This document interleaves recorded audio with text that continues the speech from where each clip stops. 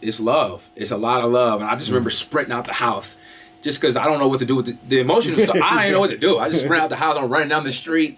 And I'm just geeked, man. I'm just geeked because, like, yeah, I've waited on this moment my entire life. Right. Since I was 13, right? Like I said, at 8, I knew I wanted to be a pro athlete. But at 13, I, like, narrowed it down. Like, no, I'm going to play in the NFL. And so to have that, and I got drafted at 23. So to be sitting on this dream, manifesting it for 10 years, you know what I mean, and watch it come to fruition. Super surreal moment. And it was crazy. And then honestly too, what made it even more crazy is like my college teammate had just got drafted by them the day before. You know what I mean? So like, bro, what? Like, so like, not only am I going to the league with, like, not only am I accomplishing my dream, I could accomplish one of my college teammates to me. Like, bro, this is so tight. And then, like, Peyton Manning here, bro. Yeah. Champ Bailey here, bro. Right. Are you serious? Stacked, yeah. Are you serious?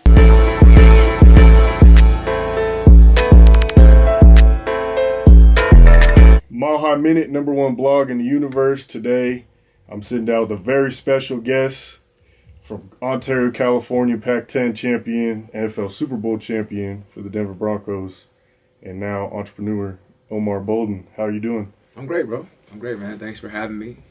It's a pleasure to be here. It's nice to be back in Colorado. But more importantly, pleasure to be sitting down with you, bro. Yes, sir. Thank you. I appreciate you for coming on the show, taking your time. No doubt. You know, let's just get right into it, get right into your backstory. So, born and raised in Ontario? Born in Anaheim, which is where Disneyland is at. Right. And, I grew up in Ontario. So what was that time like growing up? How was your relationship with, like, your parents and stuff like that? Man, God's good. I got a great relationship with my parents. Always have. Still do. They're both still here, so God is amazing. But I'm sure, like many American families, there was a divide, unfortunately. You know, so my parents split when I was in high school. But that didn't really, stop either one of them from loving their children and showing up, being around. So I grew up with a present family, both parents present, leading, teaching, guiding. So that was amazing. I grew up with the younger sisters, 2 years younger than me. It was cool. It was cool. I had a very, very good childhood. You know what I mean? Didn't have everything that I wanted, you know what I mean? But I had everything that I needed, for sure. Dope. That's dope. Yeah. When did you move to Ontario from Anaheim? Oh, we moved early. Like, I was born in Anaheim. I kind of really grew up in a small city called Montclair before I moved to Ontario. I moved to Ontario when I was about 8, 9 years old. Okay. 8, 9 years old, yeah. It's been 10 years there. And you went to Colony High School? Colony High School. Yep. Or say it? Okay. Yep.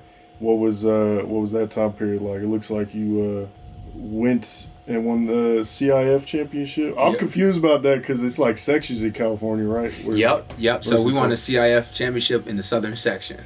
Southern section, yeah. I forget now. Like, it's been so long since I've been tapped in with high school football. But yeah, we won the championship then. That was a beautiful time too because my high school was fairly new. I mean, I think I was the second full class to make it through our high school.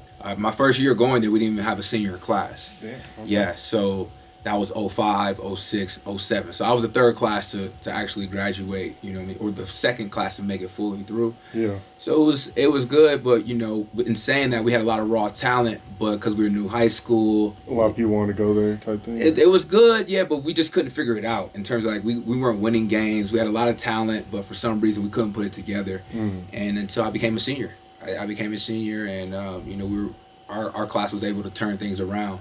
We won the championship that year. The next class is led by Bobby Wagner. They go back to back, you know what I mean, and kind of really put Colony and Ontario on the map. So that was dope to kind of be one of the first guys to really put his imprint.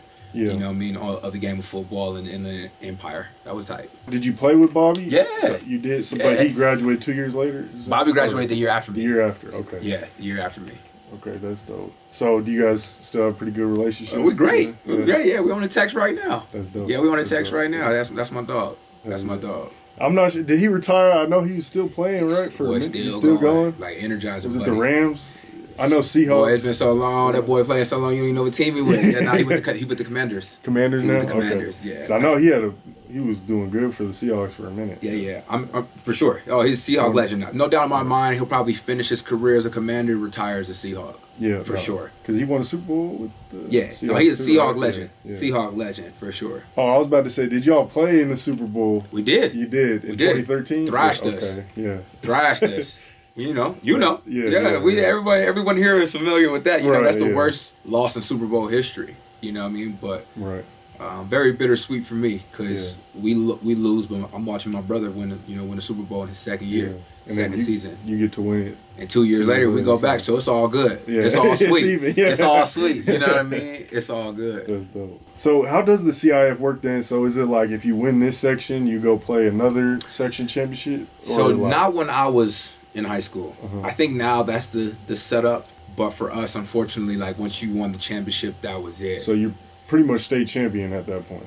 Nah, I mean, or do they kind of do like a ranking thing? It'll be a ranking. It'll be a rankings because in order to be the state, you have to play the champions of each section. Yeah. I want to say that maybe we had that option, but I don't think my school was chosen. I think like there was a division that had a little harder schedule, so they chose from that section. Probably like I think that's how that went. Off the top of my head, I would think maybe like a modern day or. And if low key, it probably was modern day. They played it against De La Salle. Yeah, De La Salle. Something like that. Yeah. You know what I mean? It would be something like that. That's dope though. Either way though, to be able to, I guess, the first class to really turn the team around and stuff. Yeah, like man, it's fire. It's fire to be able to say that, to be able to be part of history. You know, I'm blessed, bro. I've been able to be part of history at various different phases of my life. Right. You know what I mean? So it's definitely a blessing. So you played both. You played defensive back and running back, and you ran for over 2,000 yards as a senior? Yep. So what happened to make you focus on defensive back your whole college career, or did you try running back too? Nah. I mean, if I could go back and rewind the hands of time, I would never stop playing running back. But I was highly recruited coming out of high school, and you know, when you get some of the biggest coaches in the country to come to your school and they announce what they're recruiting you as. You know, other schools around the country say, you know what, I guess I'm just gonna follow that trend. So, you know, Pete Carroll came to my school, watched my tape, and was like, yeah, he's gonna be a great DB in the NFL one day. Yeah. And I don't know if he was quoted on that or maybe I told a reporter that. You know what I mean? About my experience when Pete Carroll came, and that changed. That was like it. So I had other schools around the country that wanted me to play running back that I could have explored. I just wasn't interested in living in these places. You know what I mean? But if I could go back and do it again, I may second guess that. You know what I mean? I just hindsight, like when I think back in my career, I made more plays. I made more of an impact with the ball in my hand than I ever did playing on defense. You know what I mean? That's fair. Yeah. So when I think I'm a better football player with the ball in my hand. That makes sense. You chose Arizona State over USC, Michigan, Nebraska, Oregon State, Washington. Crazy. Yeah. And were those schools recruiting you at DB too, or running back as well? Michigan wanted me to play DB. SC wanted me to play DB. Washington wanted me to play running back. And Oregon State was allowing me to play either or. Okay, yeah. Either or. I just felt good. You know, Arizona State was hiring a new coach, and Dennis Erickson at the time. I had just come off a season where I won a championship in high school from, getting a new head coach. So I kind of like the vibe of switching things up. You know what I mean? And Erickson, he just, he said all the right things to me, man. Yeah. And he wasn't lying. Like you know me, but he said all the right things to me that made me believe that, when I come here, I can make an immediate impact. You know, and if I'm being honest, like I didn't go to college to graduate. You know what I mean? I went to college so I could use it as a stepping stone to get to the NFL. So I ended up graduating, but I had no desire. I was like, I'm just going to be here for 3 years and I'm out of here. I'm just trying to be around the best coach that's going to help me do that. Yeah. And I felt like it was Coach Erickson at the time. I feel like a lot of kids may, at least their parents may be like, no, you need to graduate. You need to focus on school, right? But did you kind of know, like, I'll have a good chance to go to the NFL because of how good you were in high school? Yeah, I felt like that. When did you, when was that moment you were like, I'm going to be in the NFL? Man, that's a great question. My head coach, my senior year in high school, his name is Anthony Rice. He played a couple seasons in the NFL, a couple seasons on the practice squad. You know, being around NFL player that's now my coach, you know what I mean, being able to look at his size and things of that gave me confidence off the rip, you know what I mean, just being around him. And then we had another coach named Coach Ballard, who actually I think he went to Colorado, or maybe he was from Colorado, I'm not sure, but he played wide receiver at the University of Colorado. Okay, yeah. So, and he was our wide receivers coach, right? And then we had a couple other coaches that were all relative. Was that in high school? This was in high school. Okay, yeah. This was all in high school. And these guys were all relatively young. These guys were probably my age right now, coaching, you know. Yeah. So, like, not only me, I got guys like Bobby Wagner on my team. So, you know, we got guys that are kind of ahead of the curve physically on the team. You know what I mean? So much so that, like, sometimes practice is a little too easy for us. Yeah. So much so to where the coaches were like, hey, maybe we should suit up against the guys. Okay? You can't even do today, right? Right. Our coaches suit up against us. You know, I had a favorable experience against some of my coaches that made me believe, oh yeah, I'm gonna be ready for this. You know what I mean? Because I was a boy, and these were men. You know what I mean? And physically, they may have had an edge on me. You know, me mentally. Yeah. But physically, I was like, I know there's a rule for this, but I'm gonna be ready. I'm super confident in my speed. I don't think anybody is faster than me. Nobody. And physically, for my size, like I feel like I'm a mismatch. You know what I mean? At 5'11", I'm not too big, but like I am not scared of no contact. Yeah. You know what I mean? I put my face in anything, and I love the game. So like, and I was super smart. Like it didn't take long for me to pick up offense, like plays, long plays that people make it seem like it's super long. That was like super easy for me to get. It wasn't complex for me to dissect schemes and concepts on defense. It just came natural. The game just came natural to me. You know what I mean? So they gave me that. Once they gave me that confidence, that I was like, okay, I could really take it to the next level for sure. That's dope. Yeah. When did you first start playing, or like, you know, was it early on, middle school, like elementary school, or what did you start in high school? I technically started playing flag football at like 10. And this is just something that I've been meaning to tell this guy, but I had some really close friends who I would spend the weekend with all the time. They had a great family. They would go to church on the weekends. And, you know, when my parents were going through a divorce, they became like a safe spot for me to be. You know what I mean? It just felt good to be over there. And my parents trusted them. So I spent a lot of time over there at their house. And one day, their dad is taking them to a flag football game. I'm going just to watch because I'm over there. And hey, Omar, we driving to the game. You want to play today? Yeah. I'm like, yeah, I would love to play today. Yeah. And he's like, I'm gonna give you a jersey when we get there. So he gave me a jersey, and that was the first time I ever played flag football. I was like, man, I love this. At the time, I was a hooper. I wanted to be in the NBA. Right? I always knew I wanted to be a pro athlete. Yeah. And I'm like, man, actually, I think I want to try this. So I begged my parents to sign me up for tackle football. My dad kept telling me no. I convinced my mom to take me behind my dad's back. Signed us up, paid for it. My dad was hot, but money was non-refundable, right? Yeah. So we go through the first year, and I excel. I don't know what I'm doing though. I don't know what I'm doing. I'm just excelling, and partly because I'm fast, right? I'm just like, at this age, I'm like so much faster than everybody else. But I don't know how to read. I don't know how to read blocks. I'm actually not a good football player. But I'm just fast. I decided to sign up again the next year. We didn't have enough kids sign up. We had to dismantle the team. That was in 8th grade. So I played flag football in 8th grade. So I started tackle in 7th, took a year off in flag in 8th, then got back to it when I got to high school, which I was really trying to run from. I didn't really have a desire to. I'm running around in the neighborhood in the summertime, being a knucklehead, doing some things I shouldn't be doing. There was a guy in my neighborhood. I went to school with his son, and he pulled me into his. He waved me down one day. I was riding my bike, and he was like, "Why aren't you at football practice?" I was like, "Man, I'm trying to enjoy my summer." Like, "Bro, I think you should be at football practice." And I don't know why, because I don't know his name. Still today, we don't have, but I don't know. It just kind of hit me. I was like, maybe I should be up there. After that, I took myself up there, and the rest is history. Once I went up there after that, I was like, I'm locked in. It's interesting that your dad was the one that was like pushing back on football, because I feel like it's usually the opposite. Usually I feel like your mom's kind of like, nah, I don't want my son to get hurt. And your dad's like, all right, let's do this. Well, my dad knew that I had these dreams of playing in the NBA. And based off of how I attacked the game of football, I'm sure he saw what his son, could be capable of because of how passionate he is about things that he loves. Mm-hmm. Right? That is interesting. So he was trying to protect me, from getting hurt in that regard. Yeah. My mom, I don't think my mom understood the severity of the injuries of the game of football. You know what I mean? Yeah. Because any mother today would be like, nah, we'll wait. Unless like the kid is absolutely just begging the parents, we'll wait a little bit until you develop. But yeah, I mean, I'm glad that my mom went behind his back, and I'm glad that my dad was just like, let him do it. You know what I mean? Because it worked out for all of us. Right. It worked out.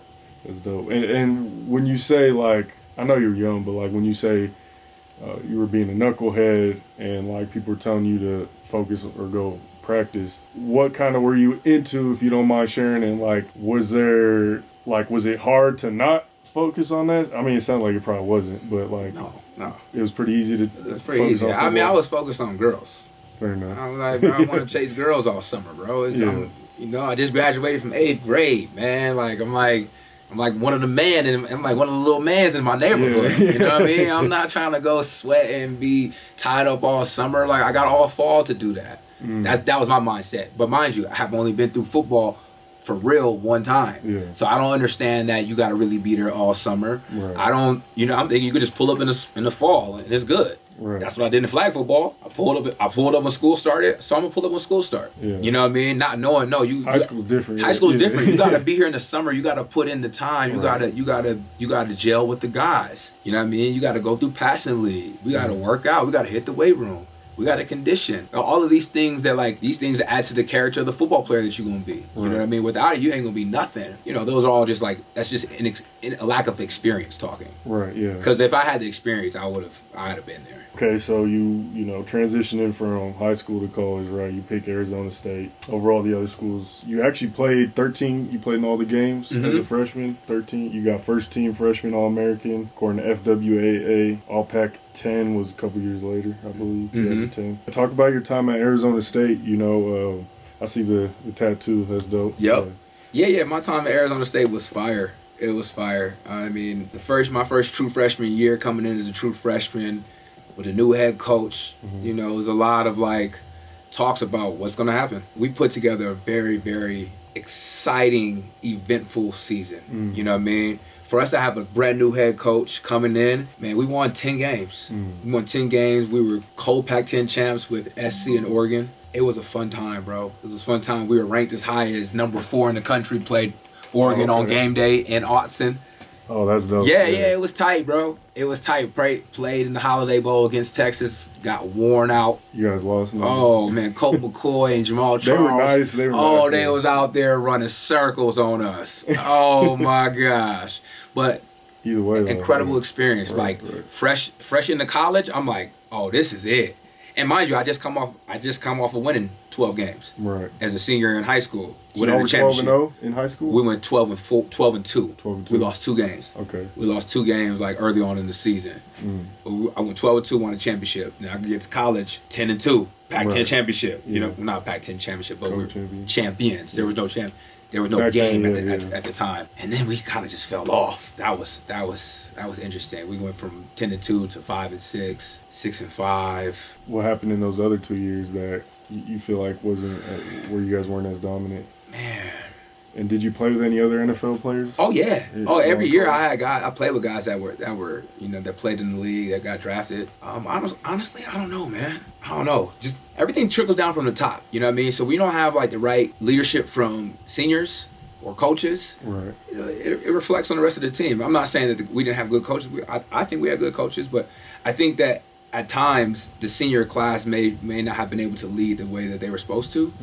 Or step up and make plays the way that they were supposed to when we needed them. Even sometimes myself too. Because I was a key component from early. You know what I mean? So like I'm one of the even though I'm young. Right. Well, you started after freshman year. Yeah. Right? So I'm one of the leaders early. It's tough.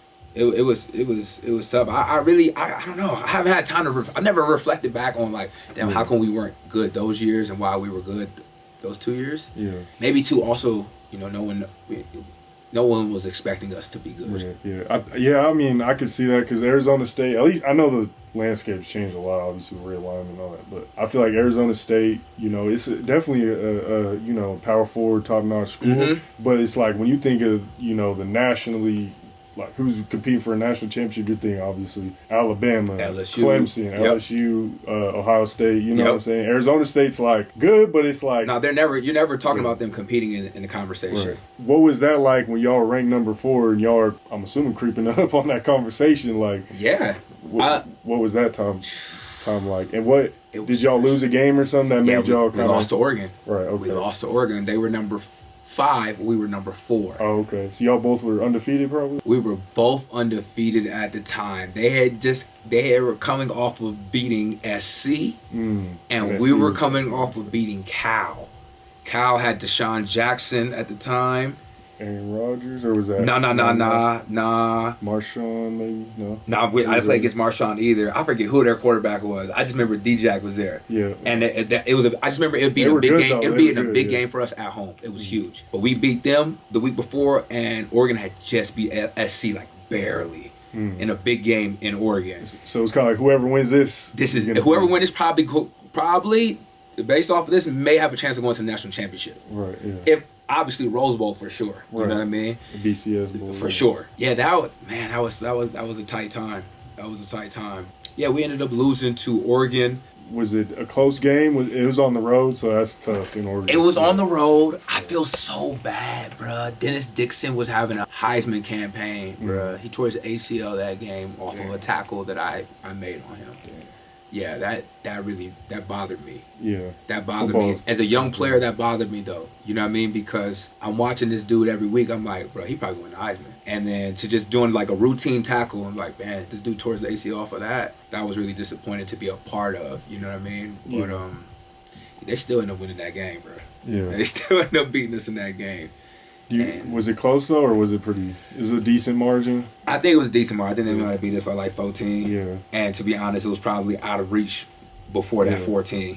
Do you think y'all could have maybe beat them if it was in Arizona? I think we would have had a better shot. I don't know if we would have beat them, to be honest. Fair enough. Oregon was really good. I think they were just. I think honestly they were just a better team than us. Yeah. They were a better team. LaMichael James. I'm a little younger, maybe, so I probably LaMichael James. Right. So LaMichael James was. This is Jay Stu. Yeah. Okay. Jay Stu. Jonathan Stewart. Okay. Not James Stewart. Oh, okay. Jonathan Stewart was their running back. Yeah. Jonathan Stewart, and then LaMichael was next. LaMichael was next. Jonathan Stewart, I think he played for the Panthers, right? Yep. Yeah, okay. Yep. I watch too much football. Yep. No, that's good. You know your stuff. 10-2, kind of the team's kind of struggling the next couple of years. Were there any like notable players you played with? You know what I'm saying, at Arizona State that picked up some gems from or anything like that? Some gems, man. I learned a lot from a player named Troy Nolan. Troy Nolan was the starting safety for 2 seasons. I played with him before he went on and got drafted by Houston. And I can't really remember like a particular phrase or anything, that he taught me. More like the intangibles that I took from him from just watching like actions him. And stuff. Like just how to lead, just how to like do your work, like be on time. Like Troy was the first person that I ever was like, oh, he moves like a pro and he's a college athlete. Like he just shows up ready. Like he was showing up to the facility dressed. Even guys was wearing flip flops and basketball shorts, and not that he couldn't do that, and not that it was it was like, oh man, he getting dressed up. It's like he just took it more serious. He just took it more serious. You know what I mean? I could just tell the way that he studied, the way he prepared. You know what I mean? Even to the way that he played injured. Like I was like, this dude's a pro. You know what I mean? I took that from. When I was around that, I was like, this is what I want to be. You know what I mean? When guys leave Arizona State from being around me, I want them to say, man, they took that from me, because I took that from him. You know what I mean? That was a special dude to me. Still is a special guy to me. You know what I mean? He's no longer in sports, obviously, but yeah, Troy Nolan was one of those guys for me. But I played around some other dope guys, man. Kyle Williams, which was a wide receiver who used to give me trouble, you know what I mean, at Arizona State. Vontez Burfict was one of my favorite players playing with, you know what I mean? A lot of people, deemed him as immature, which he may have been for sure, but For that hit, right, on AB, or is that someone else? Yeah. But dude, just like his IQ was off the charts, man. Just like his intensity. He was like the player that you don't want to play against, but you're like, man, I'm so glad this dude is on my team. Yeah. You playing with Brock Osweiler was fun. And then obviously your teammate. And then playing with him here. Yeah. Guys that didn't have like crazy NFL careers, but Jarrell Robinson that I played with at Arizona, and we came to Denver together too. Okay. Yeah, you know what I mean? So I run a lot of dope talent. Let's move into the transition into the NFL talk. Yeah. So okay, you're drafted 4th round, 101st. Mr. 101. In 2012. Yep. What was that moment like? Did you know the Broncos were going to draft you? Was there a thought maybe I might go undrafted? Like, just how was that whole process like? I didn't think that I would go undrafted. I had a feeling that Denver could take me. And part of that reason is because the head DB coach at the time came to Denver. Well, I actually went to college with the head DB coach's son. Okay, so he was familiar with me. Okay. He came and took me to dinner the night before my pro day at Arizona State. And he told me, he was like, hey, listen, we're looking for a corner in the 4th round. If you're available, more than likely, if you work out well, we're probably going to take you. Okay, cool. He came to the workout. He was one of the coaches that ran the drills. Work me. Yeah. I was coming off an ACL injury. I hadn't played in 9 months. They were putting me through the ringer. Just trying to see how I was adapting and what my knee was like. But nonetheless, I had a pretty decent outing. You know what I mean? And I to come draft day, I either thought I was going to get drafted by Denver or the Redskins at the time, Redskins at the time, because Mike Shanahan told me in the office, hey, we're drafting a corner in the 4th round. If you're on the board, we're taking you. And I was like, okay, cool. Yeah. Cool. So I was pretty confident that I would get taken by one of those teams. And when Denver called, man, that was everything. I was kind of shook, though, because my phone rang, it said Denver, Colorado, but I saw Cleveland on the clock. Oh, okay. And I was like, Broncos are trading you to... Cleveland's such Cleveland. But I mean, come on, but damn. Right. Yeah. But and then I picked up the phone with John Elway, and I was geeked, bro. I was geeked, man. And then Coach Miles, who was the head DB coach, hopped on and was like, hey, I told you. And that was an epic time. Peyton Manning, first person to text me. Oh, okay. What I mean? Like, yo, congratulations. Let's get ready. Let's go win a Super Bowl. Oh yeah, that y'all did. Yeah, bet. You know what I mean? So yeah, that was fire. What was that like? Let the fans get into the emotions of that. You know what I'm saying? Because what was like that moment leading up to that? I'm sure all the like hard work from high school, college leads up to that moment. That's every kid's dream. You know what I'm saying? So like, was it really surreal? Was it a party at the crib? Like, what was that? I had about maybe 8 people at the house. Wasn't too crazy. But I've learned through the biggest moments of my life, I'm not a happy crier. I always thought that of like, when these moments happen, I'm gonna be so happy, I'm gonna cry. Yeah. And like I won a championship in high school. I thought it would happen. Nothing happened. I get drafted. I think it's gonna happen. It doesn't happen. What I've learned is I'm a very sad crier. When things are exciting, I'm just happy. That's good. I'm just happy. You know what I mean? I'm just so geeked. Yeah, it was like, man, I'm sitting in the house. I get the phone call. I'm like, man, they tell me it's good. I have the call. We're going crazy in the house. Yeah. I got the girl I'm dating at the time. She's there. My mom's there. My sister's there. It's love. It's a lot of love. And I just remember sprinting out the house. Just because I don't know what to do with the emotion. So I didn't know what to do. I just ran out the house. I'm running down the street. And I'm just geeked, man. I'm just geeked because, I've waited on this moment my entire life. Right. Since I was 13, right? I said, at 8, I knew I wanted to be a pro athlete. But at 13, I, narrowed it down. I'm going to play in the NFL. And so to have that, I got drafted at 23. So to be sitting on this this dream, manifesting it for 10 years, you know what I mean, and watch it come to fruition. Super surreal moment, and it was crazy. And then honestly too, what made it even more crazy is like my college teammate had just got drafted by them the day before. You know what I mean? So like, bro, what? Like, so like, not only am I going to the league with, like, not only am I accomplish my dream, I could accomplish one of my college teammates to me. Like, bro, this is so tight. And then like, Peyton Manning here, bro. Champ Bailey here, bro. Right. Are you serious? Stacked, yeah. Are you serious? Elvis Dumerville's here. Like, obviously Von Miller, but year two, it wasn't like Von Miller's here. You know what I mean? Don't get me wrong. I'm not.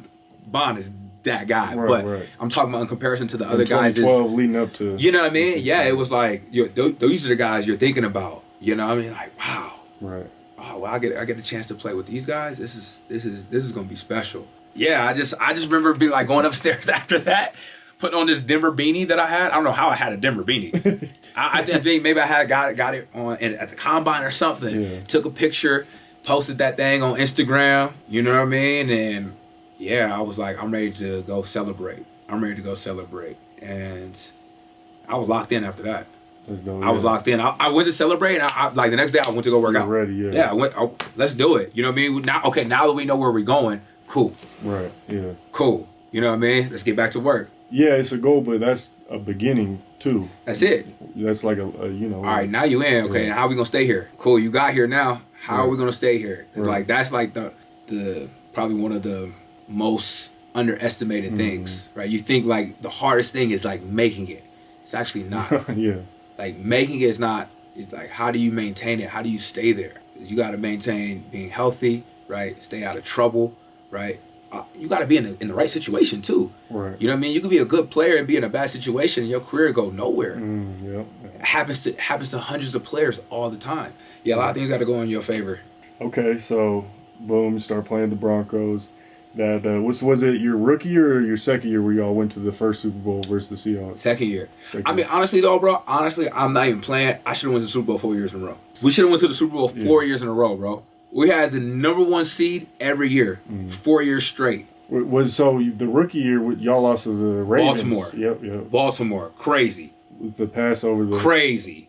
I forgot. Crazy. That's my dog. So we're not even gonna talk about it. We're not even gonna talk about it. But just know that was crazy, bro. That was crazy. They barely squeaked by too. I think it was crazy. Game-winning field goal. Yeah. So they, the Baltimore goes on to win the Super Bowl, right? The next year we come back, we get blasted by Seattle, but we go to the bowl. The next year we come back, we lose to Indy at home. And there's no reason we should have lost that game. And then we come back again and go to the Super Bowl. But I'm not even playing. But every year, number 1 seed. So sorry to cut you off. I know you're about to ask a question, but just saying, like, we should have went to the Super Bowl 4 years straight. I remember, like, all of those times, like, the Ravens pass over the head, and then with the Colts, I think Andrew Luck. I think it might have been a real defensive game because it was low score, right? It was. It was like 19-20 or something like that. But Andrew Luck was nice, and then I think they probably lost to the Patriots or something. Yeah. And then, I mean, you guys ended up winning 2015. But so what was that like, having all that pressure of like, oh, we should be winning the Super Bowl. Okay, we lost the Seahawks. We're losing in like the, I think it was conference or divisional round the other 2 years. What was that like? Just like having all that talent, but not quite being able to put it all together yet. It was disappointing.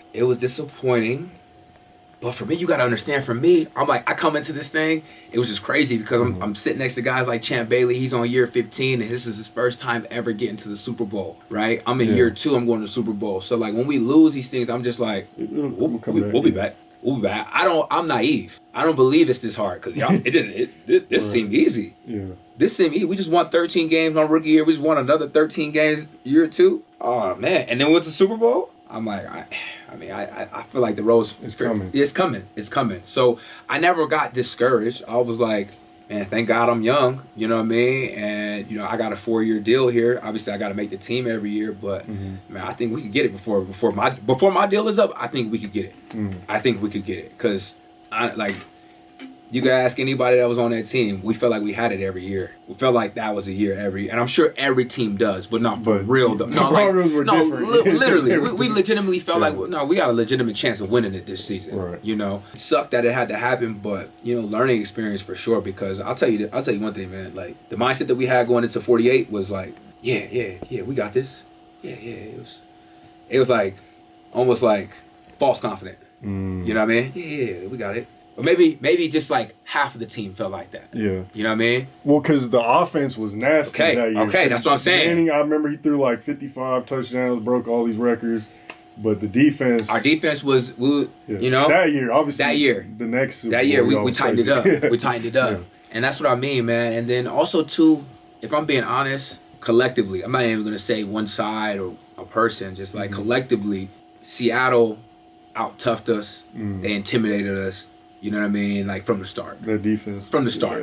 From the start. They just, you know, the Legion of Boom, the safety, over the head, first snap over the head, like first play, you know what I mean. So that right there was, you know, that was tough. But when you come back 2 years from that with the majority of the same nucleus team that you had, you remember that feeling, you know what I mean. Right. And you show up and like, let me mention too, like when we got there, Super Bowl 48, it was like, where we going? Yeah, we going to hit the town? We outside? New York, let's hang out. Now, we got to San Fran, it was all business. Right. It was all business. You know what I mean? Nah, we know exactly what we came here for. Locked in. We locked in, bro. And I don't know if it was Coach Wade Phillips or maybe, I feel like it was Wade, but I feel like Akib maybe had input on this. I don't know. One of them came into the meeting and was like, hey, if we stop these 15 plays, we're going to win the game. They run 15 plays. That's it. And it's like very like telepathic, like how they get into it. Like we'll know it. All we got to do is identify this. You know what I mean? Or maybe it was 5. They run 5 plays 15 different ways. That's what it was. Okay. They run 5 plays. If we stop these 5 plays, we'll win the game. And y'all did. For sure, yeah. That's what it was. You know what I mean? So it was different type of confidence. Also, too, like no shade, but just like that coaching staff. In terms of preparation, I hadn't been around a better staff in terms of preparation, like leading up to studying. You know what I mean? Yeah. Like, so to come in and be like, yo, if we stop these 5 plays, that was special. You know. Correct me if I'm wrong. You know, no shade, but it was John Fox. The first Super Bowl, or was it Gary Kubiak both Super Bowls? No, so it was John Fox. John Fox was head coach. Yeah. Jack Del Rio was defensive coordinator. Yeah. Yep, and then we went Kubiak and then Wade Phillips. You seen that difference though in the coaching staff as far as just like preparation? Obviously, his players have a lot to do with it too. Yeah, for sure.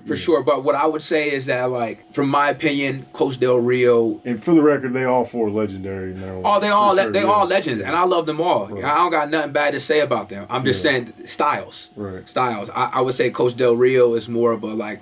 This is what his system is. You know what I mean? And he likes running this particular system, fire zone type of defense. And Wade Phillips is more like, who do we have? Okay, let's play to that. More strategic. Let's play. We got corners that can press. They big on the outside. Let's play press man. Let's play press man. We got two outside linebackers that can go get the quarterback. Play to the strengths of the. Let's let them go. Let's pin their ears back. Let's let them go get the quarterback every play. I'm not even going to make it complicated. I'm just going to put my guys in the best situation that makes them comfortable. Yeah. You know what I mean? Whereas another coach like Jack may be like, nah, this is what makes me feel comfortable. And there's no right or wrong way, you know what I mean? Because both could be effective if you could have everyone buy in. But in my opinion, I think that was just the difference. Right. That Wade really played to his players' strengths. Yeah. You know what I mean? And yeah, I mean, obviously both staffs had to be good if you're gonna go to the Super Bowl anyway. There's a lot of teams that have never been to the Super Bowl. Exactly. But yeah, it's just different styles. Different styles. You know what I mean? Yeah. So, but you know, I love both those coaches. You know what I mean? And they both gave me opportunities to play, so I ain't got nothing bad to say about either one of them. That Super Bowl, that first one though, that was kind of what was unique about it was in New York, and now. You know, it's always in a warm state or in a dome. Yeah, that's where it should be. So why was that one in New York? I think it was a new stadium or something. But do you ever remember like that kind of being I don't remember anything. I don't remember. I remember being disappointed when I heard that it was going to be in New York. I'm like, it's going to be a cold game. You know what I mean? Right. But I don't know. And then so get that Super Bowl out of the way. Leading up to 2015, you had. Aqib Talib, DeMarcus Ware, Von Miller, Bradley Roby, T.J. Ward, Chris Harris Jr. Yeah. No fly zone. Malik Jackson, Derek Wolfe. Danny Trevathan, B. Marshall, D. Stu. Like every single player. I mean, all those guys. You can't even talk about that defense. Cause all those guys made pivotal plays. David Bruton, bro, like everybody was making plays that season. Like that's how you win a Super Bowl. The only way you're gonna win a championship is everybody that's on the field is making plays. Right. Right. It don't happen like you gonna have even guys you be like, damn, I didn't even expect dude to make that play. Yeah, but that's how guys win Super Bowls. You know. But it was interesting because 2013 the offense was going crazy. Defense I think was still good, but just the offense was legendary, standing out. Yeah. Legendary. Fast forward now, this is one of the best defense of all time. You know, but the offense was kind of struggling. You know, that's what it seemed like. What kind of changed, or I know, man, it was his last season. He was older, probably kind of outside his prime at that point. You know what I'm saying? But defense wins championships, right? And y'all kind of proved that. So what was that like for the defense to kind of take hold, especially you? I mean, I know you returned kicks and stuff too, but like I'm assuming primary position was defensive, right? Was it mostly special teams? Mostly special teams. Okay. Yep. But so you kind of middle ground. And what was that like though? Just seeing the transition from the offense being the superpower to the defense. It was nice. It was nice to be on the side of the ball that was leading the team. If all else fails, it's going to be on us today. It's like, yeah, we can always expect the offense to do what they're going to do, but we're not worried about that. If we go out there and hold them to 0, we're going to win the game. Yeah. You know what I mean? And that was the mentality. So it didn't really matter that our offense wasn't as potent as it was in the past. What we did know is that we was going to get at least 14 points out of them. That's all we needed. All we did, just handle our business on our side. At least for me, make plays on special teams. Right, yeah. And let them handle their business. But don't get caught up. You want to be a successful team, don't get caught up in what they got to do. Just focus on y'all job. You know what I mean? Encourage them and just focus on y'all job. The bad teams will be the ones over there. Hey, y'all, what's going on? Just over worried about. Yeah. Nah. They'll figure it out. They got great leadership over there. There's a guy over there who's seen more football than anybody on this football field. Right. They'll figure it out. You know what I mean? Just do our job. Right. Man, he might not be able to throw the ball like he used to, but no one can outsmart him. Nobody can outsmart this dude. He going to put us in the right position. Right. He going to put us in the right position. And I'll bet my bottom dollar on that every single time. Right. Talking about your impact, you returned a kick versus the Colts. What was that moment like? And then it looked like you hold some franchise record as far as like a kick return average in 2014 and punt return average in 2015. Do you still hold those records? I think so. Yeah, what was that like, holding those records, and also kick return for a touchdown? Yeah, the kickoff return for the punt return for a touchdown was fire because it's the first punt that I've ever returned in a game. You know what I mean? It was probably nerve-wracking. That was crazy. That was crazy. I mean, the most I had done it was at practice. I'd done it in the preseason a couple times, but they were all fair catches. And at practice, it's coming off a jug and no one's touching me. But I'm out there like, I could do this. I could do this.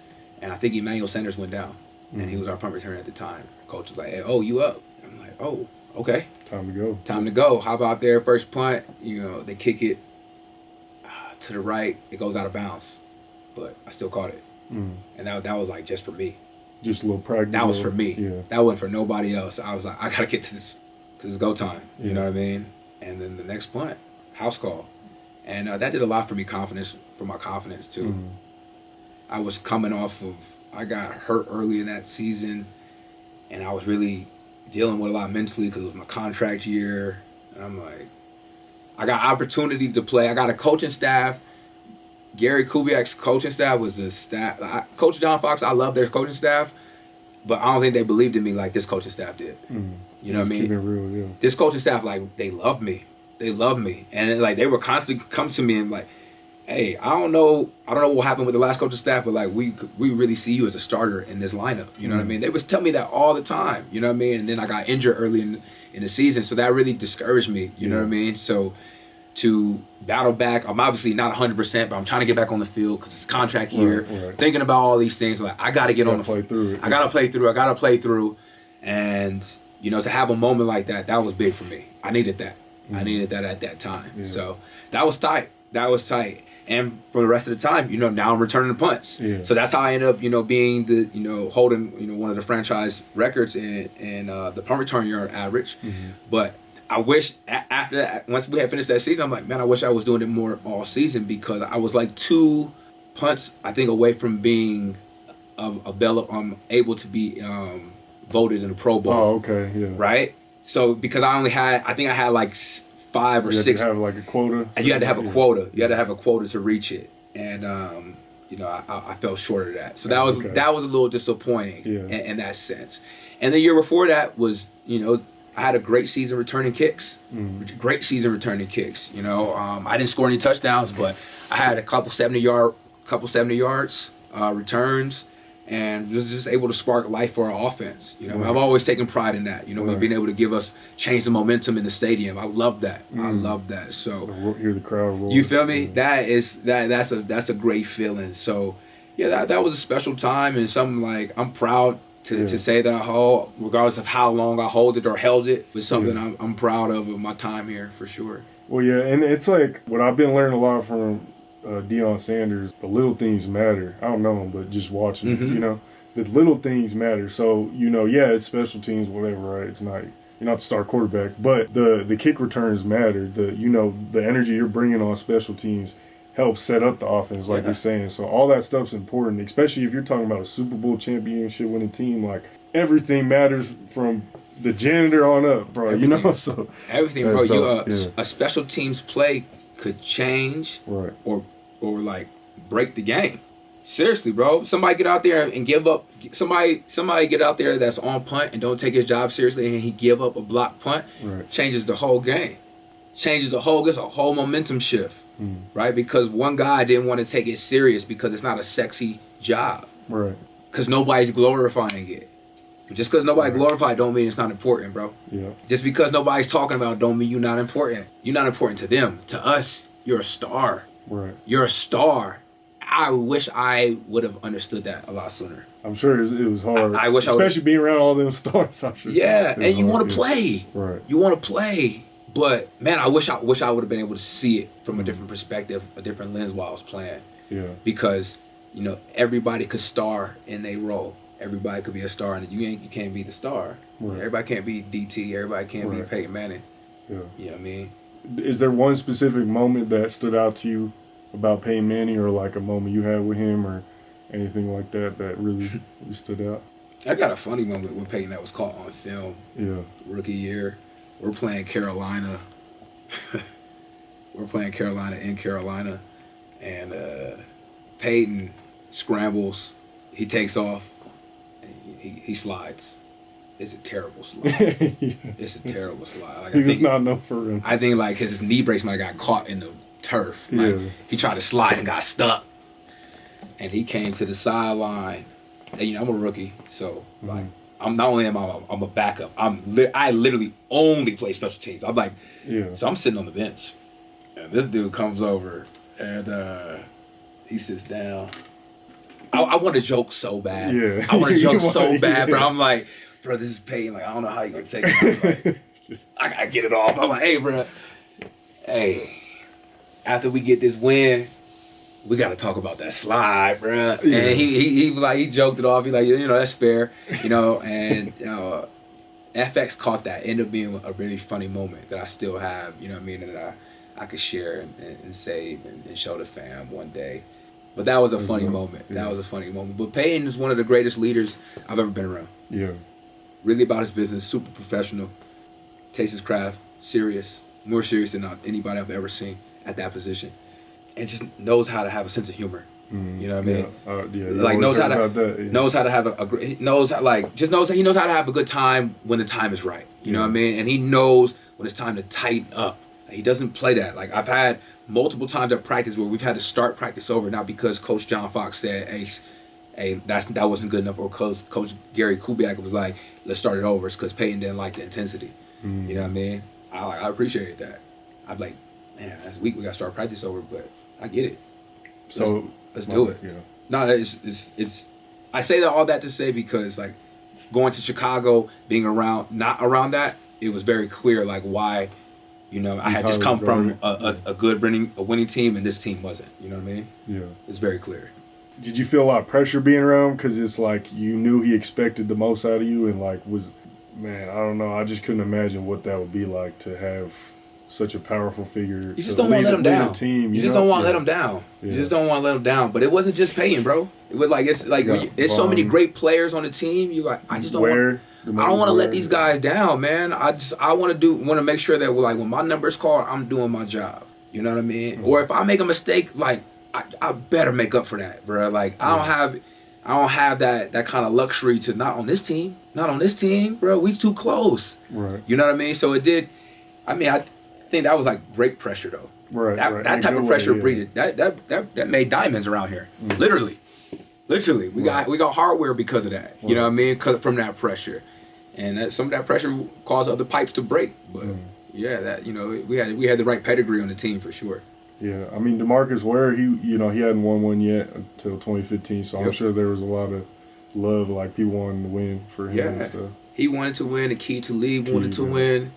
I'm thinking about older guys that were on the team. Ryan Clady wanted to win. Derek Wolf, he's my class. He's my class. But yeah, my whole class, of course we wanted to win. But yeah, when you're around these legends, man, you're like, man, not only do I want to do it for myself, I'm trying to do it for them too. Right. You know what I mean? Because you respect the game, you respect the lineage that's come before you. Mm-hmm. And you just want to honor it the right way. Like you don't ever want to disrespect the game. I guess if you're around bad leadership, you could do it indirectly. Right. We didn't have that opportunity. These guys didn't play that with us. They didn't play that. We policed ourselves. And I think that the best teams do that. Rest in peace, DT. Man. Did you have any moments with him or anything you remember about him that was, super special? I've had a lot of moments, a lot of, personal, off the field moments too with DT. Great conversation.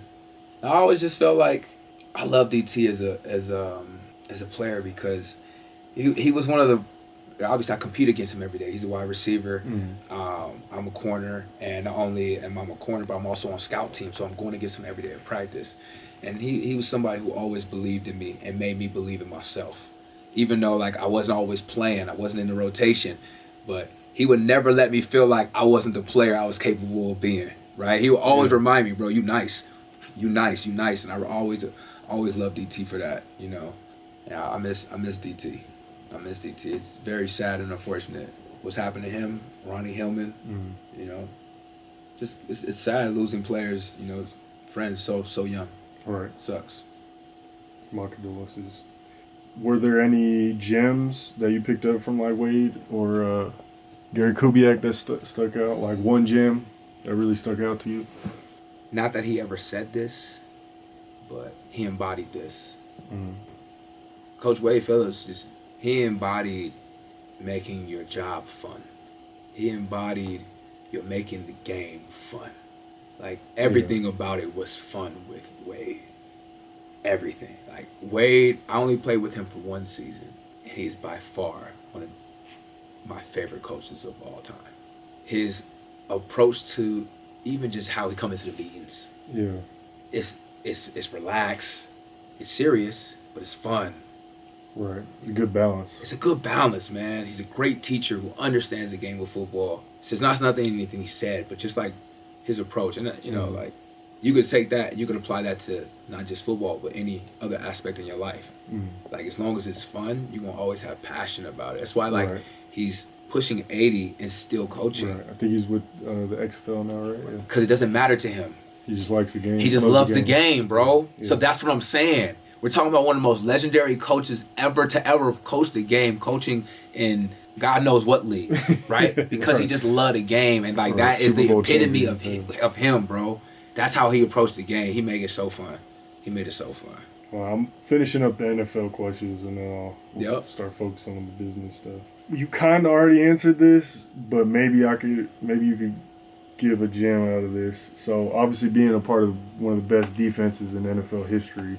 What's something fans don't see or understand about that locker room?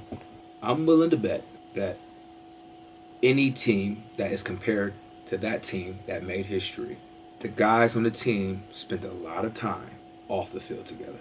So much so that probably like girlfriends and wives are having to call these dudes home because the level of trust that you have, that you see is displayed on Sunday doesn't just come from practice. Like, it's deeper than just being on a football field with one another. It's like knowing each other's weak spots, knowing each other's like last words, knowing each other's thoughts. That's how tight we were. I mean, we hung out all the time.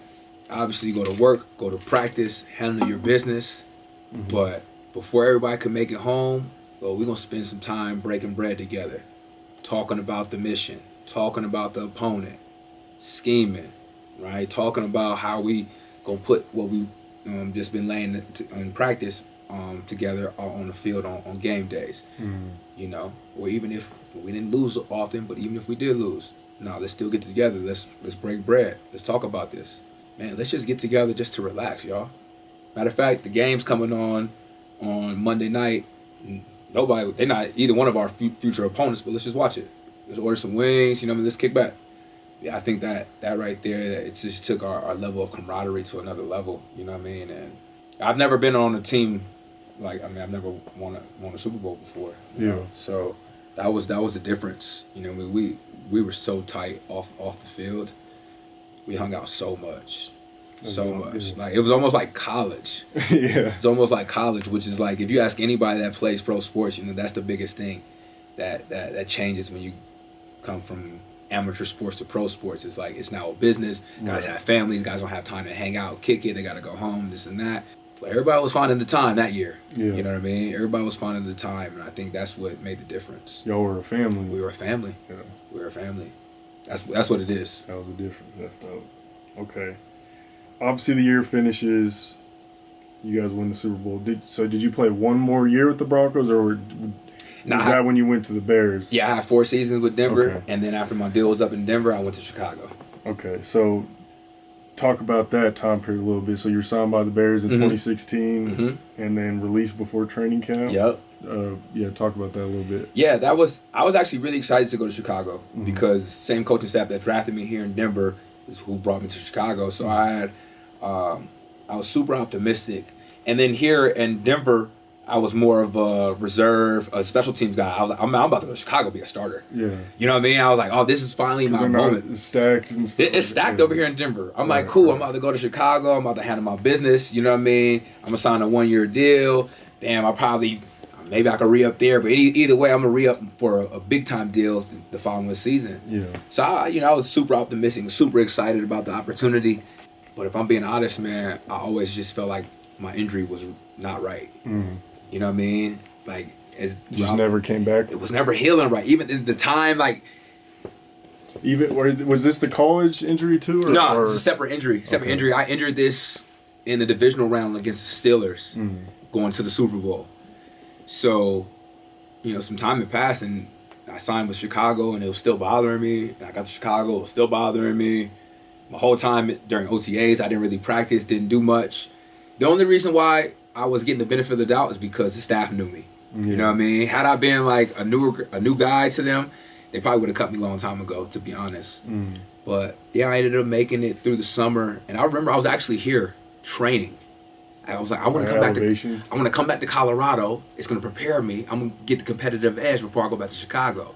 So I'm training down in like South Denver, Colorado Springs. Yeah. Okay. I'm training down there, and I just leave a workout. And Coach Fox called me. And I'm driving back, and he called me Ohms. Hey, Ohms, man, I hate to tell you this, but, we got to go ahead and release you. And I was like, for what? I knew. I'm like, for what? Yeah. He's like, man, the knee's just not right, man. I already knew. Yeah. I was like, man, no doubt, Coach. I appreciate that. And he was like, yeah, man, I love you, but, you got to get healthy. Yeah, no doubt. Thank you for the opportunity. We hung up, and, man, I just been like, that was like a very quiet drive. Because it was the first time in my life I had ever been cut from anything. Right. So. You went from championship player in high school All-American in college, championship player, and then boom. Boom. Cut. Yeah. Wow. And that was all, within a year or two, This right? is all within the same year. Yeah. So it's just like the highest of highs to... Wow. Yeah. Yeah. So I guess I got to go back home. Because I was supposed to go to Chicago from here. Mm-hmm. So I guess I'm going home. Yeah. This is going to be weird. Awkward. And the first thing I did was check Twitter. Because I'm like, damn, right. what are they saying What on are they Twitter? saying? Yeah. What are they saying on Twitter? And then I called my dad. And I was just like, I thought I would cry, but I didn't. I was just sad. I was just sad and kind of like shocked. Cause like, damn, I just lost my job. You know, and not only did I just lost my job. Right. Like, that's a weird feeling. Yeah. So that was it was weird. It was weird. What was the... Actually, real quick, I should have asked this way earlier, but like, did the injury in college affect your draft stock?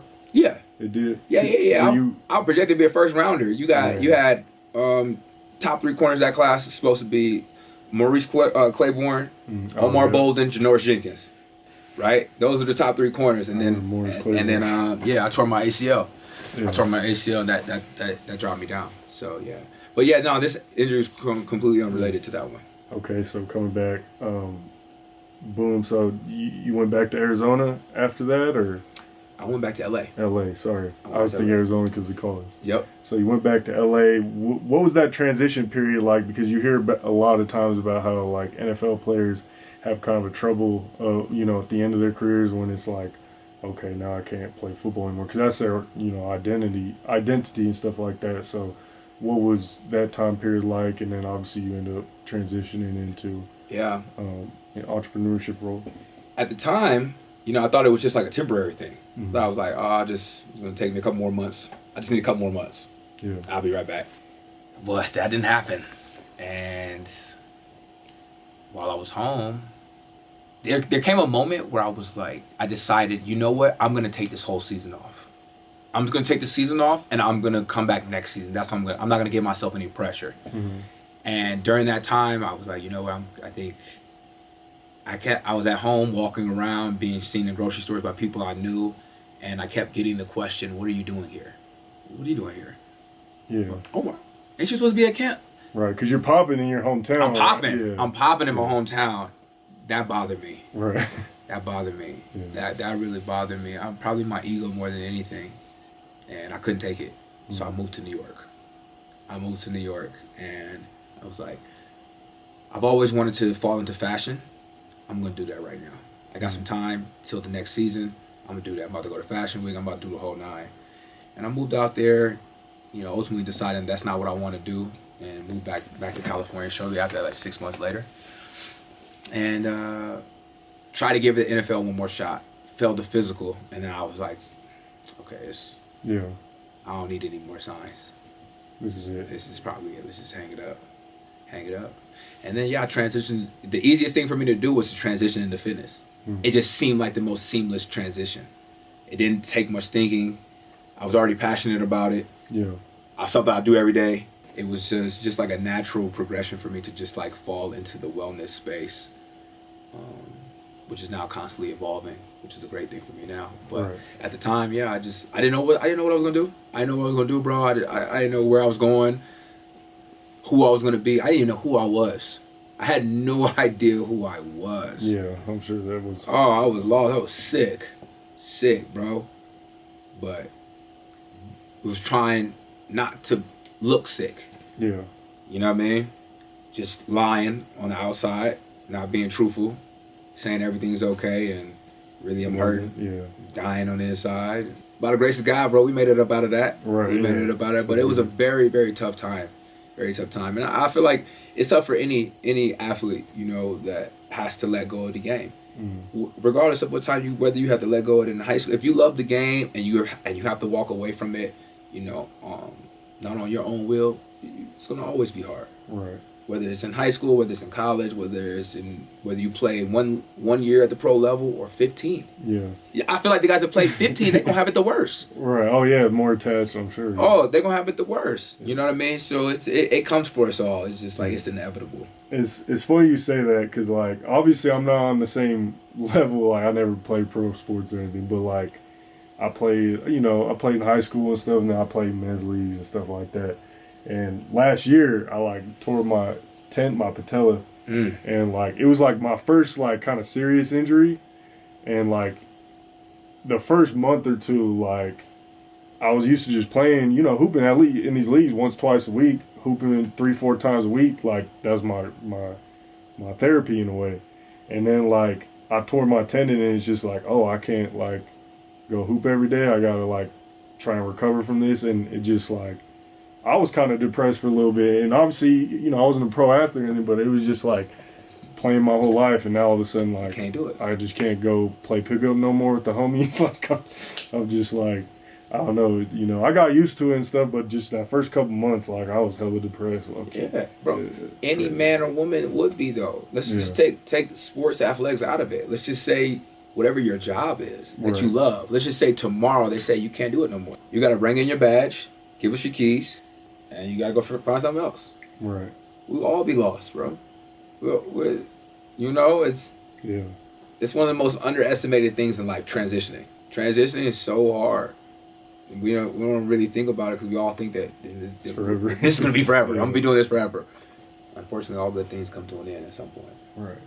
When John Fox said like the knee's not right, what kind of injury was it? And then did he like? Was it through therapy or like a physical, or like how did he know? I tore my PCL, and there wasn't he just talking with the trainer. Yeah, the trainer dealing with me every day. I'm getting my knee drained once a week. Once a week, I'm having to go to the doctor and get my knee drained because fluid keeps popping up in my knee. So, it's just, they're like. The writing's on the wall with that. Yeah, yeah. They didn't have to explain much, and I understood it. It is what it is. It's a business, man.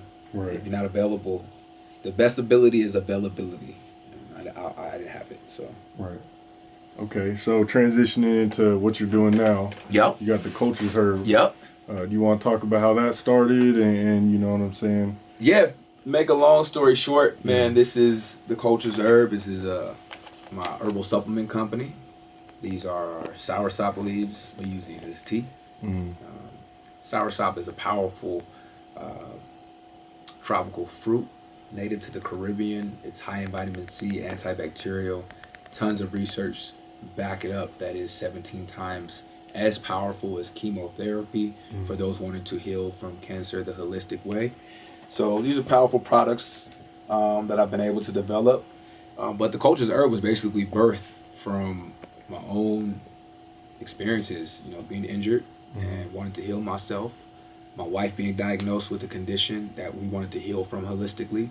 A friend, Ronnie Hillman, catching cancer. And just like, man, there's got to be a way for us to tap back into, ancient traditions and, the source.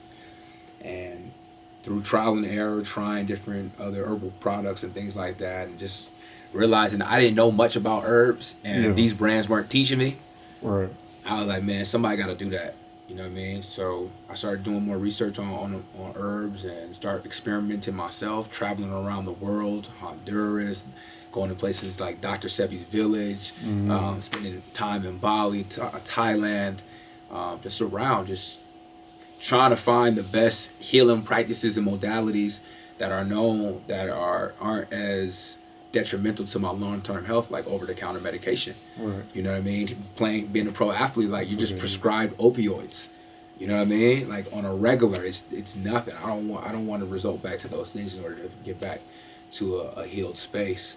And I found these holes in the industry that I wanted to fill, and I wanted to create something that people could believe in and learn from. And that's how it was birthed. I started this company in 2012, and we've been rocking. It's doing well. So you started during football, that's dope. Yeah.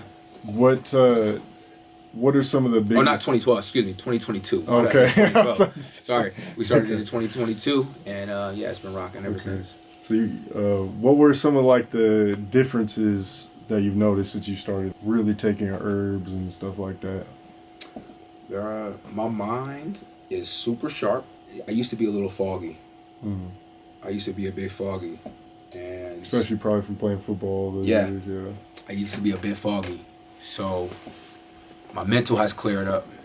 My testosterone is through the roof. Like my levels are high. When coming out of ball, I wasn't. Maybe it's just depressed. I don't know, going through a lot of different things. Right. And my energy. And that's just simply just because of the minerals that are found in herbs. One thing I've learned through research and education is, more than just like the proteins and the carbs and the fats, that we need minerals to survive, right? That's what we are. We're composed of minerals. We need minerals. So starting to understand that, I was like, okay, well, that's what I need. I need more than anything. And you could supplement herbs. You can supplement minerals through the herbs, vitamins through the herbs, things that are naturally grown. Matter of fact, 90% of over-the-counter medication is derived from a plant. All of them. You know what I mean? So it's like, why not just go to the plant? Right. Why do I need to have anything that's stepped on or add any additives? Or that don't make no sense to me. That don't make no sense to me, especially when those things aren't making me feel good. That's a good point. What happened to Dr. Sebi? He passed. He passed in prison. Passed in prison because he didn't want to eat. Because of the food they were giving him and stuff. He felt like they was gonna poison him. Yeah.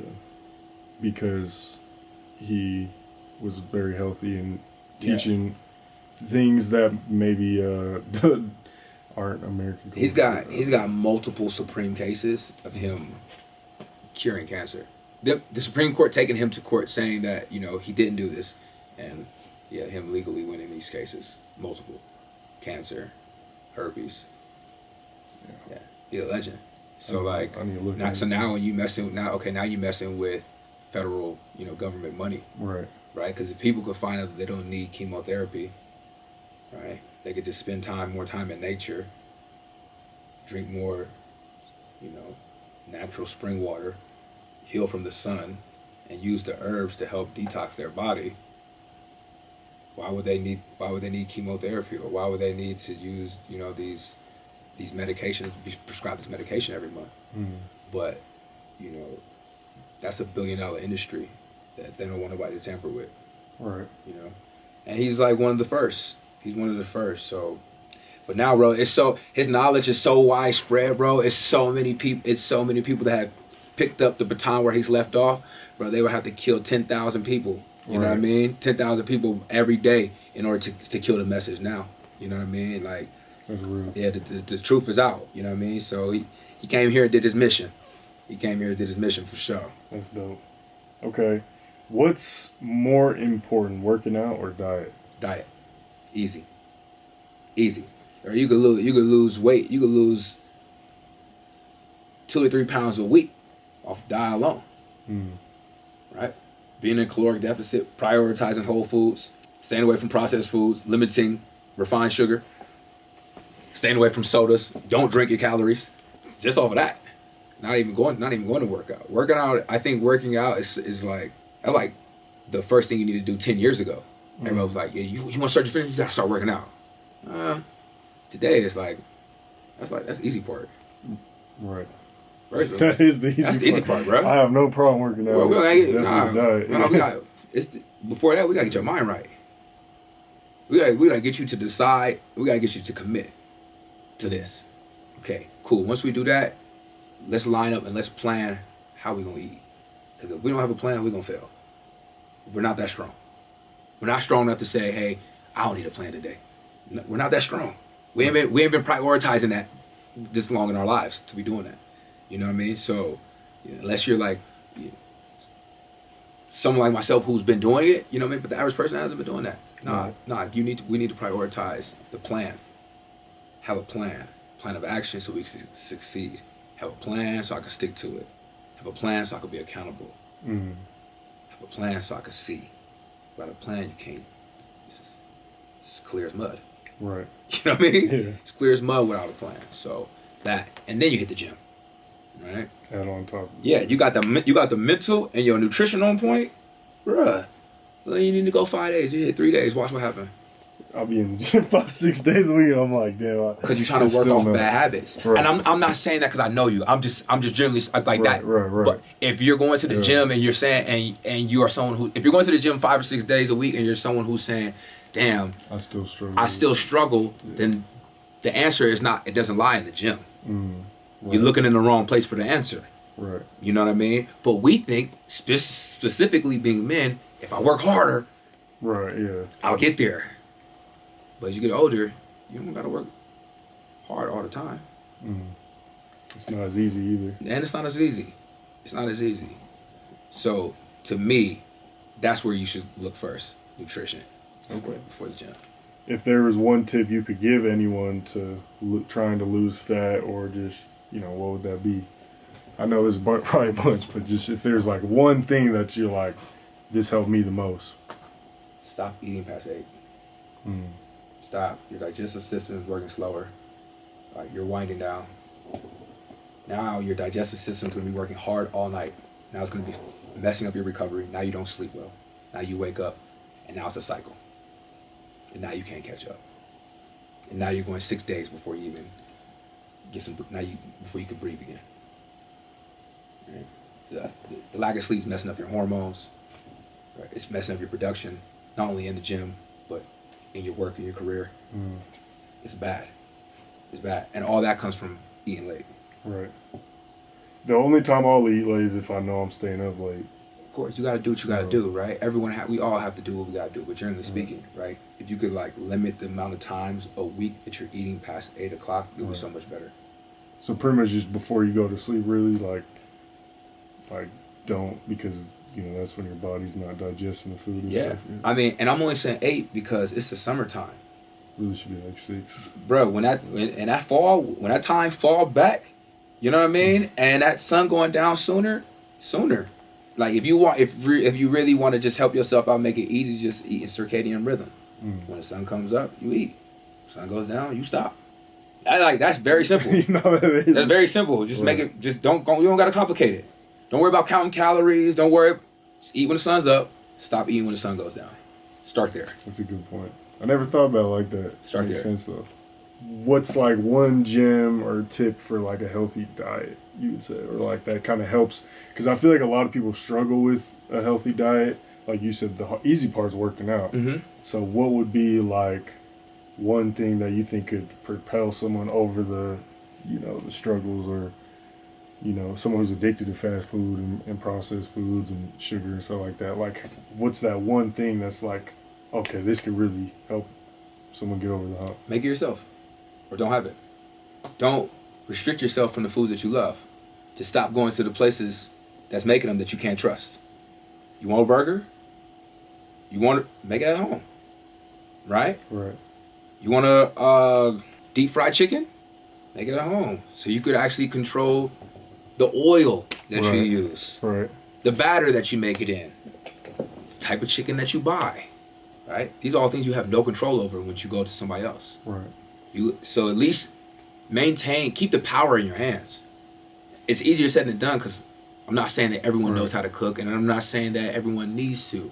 But what I'm saying is if you could try to learn how to prepare those things, you'll make better decisions, or you'll just decide that you don't want it all together. And what would you say to someone that is like fast moving, doesn't quote unquote have the time to make food? What would you say to someone like that? I would ask them why. I would ask them why. So let's just play that real quick. Yeah. Why? Why don't you have the time? Just too many business obligations, I would say. Cool, so you're making money, so cool. So then I'm going to say, then you need to pay somebody to do it for you. Because that's a good point. Because what we're not going to act like and pretend like that's not important. Right. How we fuel ourselves is important. So whether you prioritize it yourself or you hire somebody to do it for you, you need it. We all need it. And if you're out making money, you're saying, I don't have time because I'm out working and stuff like that. Well, what happens if you get sick? You can't make no money. You can't work. It's over, right? So you're going to pay for it at some point. You might just pay for it on the front end. Right. whether it be with your time or whether it be with your own money. But you got to figure out a way to do it. That's a good point. Yeah, you're gonna pay on the back end for sure. You're gonna pay on the back end. Yeah. You're gonna pay on the back end. Yeah. You know what I mean? If you don't prioritize your health now, if you're lucky, you'll be paying for it at your late 50s. If you're lucky. If you're lucky. Right? If you prioritize it, you probably have to pay for it, 60s, 70s. But if you don't prioritize, it's gonna be bad, bro. I mean, it's people now that I'm around. I'm 36 that are like starting to break down because they're not prioritizing their health. Right. They're not taking it serious, eating out all the time. It should catch up. It'll catch up, man. No, that's real. What's the one message, if you give one piece of advice to an athlete who's, wants to make it to the pros, what would that be? And then a message for someone on their health journey. One for each. For the kid trying to make it, dream big, man. Dream big. And make those dreams like super astronomical. I mean, like out of this world, because they could come true. And you would hate to be like, you would hate to reach to that point and be like, man, I should have dreamed bigger. I should have dreamed bigger, because as a kid, you have this fearlessness about you that is so special. It's so beautiful. And if you could harness a dream or hold a dream or have something that you really want, I promise you'll go get it. You'll go. I mean, it's almost like the inevitable if you really put your mind to it. So dream super big. If I could go back and do it again, like I would dream even bigger than what I did, which I dreamed big, but I would add more to it. So I want you all to dream so big that your peers, your friends look at you like, yo, you kind of crazy for that. No, you have to be. If you have those dreams, that's the sweet spot. That's where you want to be at. And I really think that great things could happen for you if you stick to that. And in terms of people on their health journey, and just start today. Just start today. Don't procrastinate. Don't wait till the end of this week because you're in the middle of it. Start tomorrow, start today, start tomorrow, making better decisions. You don't have to have it all figured out. You don't have to be perfect. And you can make mistakes, but just start. Make better decisions than you did yesterday. To make it easy, just have one more healthier thing today than you did yesterday. Can you eat more fruit today? Can you have more vegetables than you did yesterday? Less fried food, less fast food, and just start stacking up wins like that. Just start stacking them up like that, because over time, they add up. And what you're doing is essentially just building up your confidence, your resilience, and building new thresholds. So, yeah, just start. Just start. Awesome. Thank you. I appreciate you for coming on Yeah, the show. no doubt, bro. Thank you for having me, man. Make sure you plug all your your business, your Instagram, all that good stuff. Yeah. You guys can find me on all platforms at omar.bolden. You can find the business at The Culture's Herb on all platforms. Stay tapped in. Give us a follow on The Culture's Herb. We pride ourselves in educating, constantly educating about nutrition, hydration, digestion, and herbal support. So, and a bunch of other healing modalities that we don't even offer. We just want to highlight because we think it's important to know. So that would be great if you guys could do that. And yeah, thanks for having me, bro. Shout out to Mile High Minute for having me. Yo, this has been a pleasure. If you guys aren't tapped in, if you aren't following, if you aren't subscribing, you're doing yourself a disservice. So go ahead and hit that button right now at the link below. I don't know if that's what you got. That's cool. Yeah, that's good. Appreciate it. And yeah, I'll see y'all next time. Yeah. Peace. Make sure y'all hit that like button. Comment down below the biggest gem you picked up from Omar in this interview.